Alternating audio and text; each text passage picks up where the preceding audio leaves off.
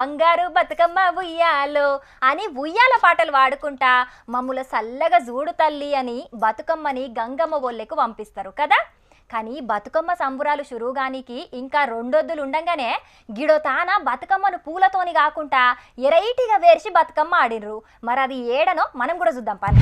వారెవ్వా చూసిండ్రా, బతుకమ్మను కూరగాయలతోని వేరుస్తున్నారు. కిందనున్న బీరకాయలే గుమ్మడాకులు, క్యారెట్లు, బెండకాయలు, మిరపకాయలు, చిక్కుడుగాయలు, ఆకుకూరలు, టమాటాలు ఇవన్నీ తీరొక్క పూలన్నట్టు. పెద్దపల్లి జిల్లా సుల్తానాబాద్ కూరగాయల మార్కెట్ల బతుకమ్మను కూరగాయలతోని వేర్చి బతుకమ్మ ఆడినరు అమ్మల లెక్కలు. మా కూరగాయలు అమ్ముకునేటోళ్లకు ఈ కూరగాయలే దేవుళ్లతోని సమానం, అందుకే కూరగాయలతోనే బతుకమ్మను వేర్చి బతుకమ్మ ఆడినమని చెప్తున్నారు. మా దంద మంచిగా నడవలనని గౌరమ్మ తల్లికి మొక్కులు పెట్టినమని చెప్పుకొచ్చిండ్రు. ఇక ఇలా ఎరైటీ బతుకమ్మను చూసి ఉన్నంతలా దేవుణ్ణి ఏ తీరుగా గొలిచినా తప్పులేదని కామెంట్లు పెడుతున్నారు ఇలా ముచ్చట తెలిసినోళ్ళు. ఇక ఇంకో 2 రోజులలో తెలంగాణ అంతటా బతుకమ్మ పాటలు ఆటలతోని మారు మోగిపోవాల్సిందే పోన్రి.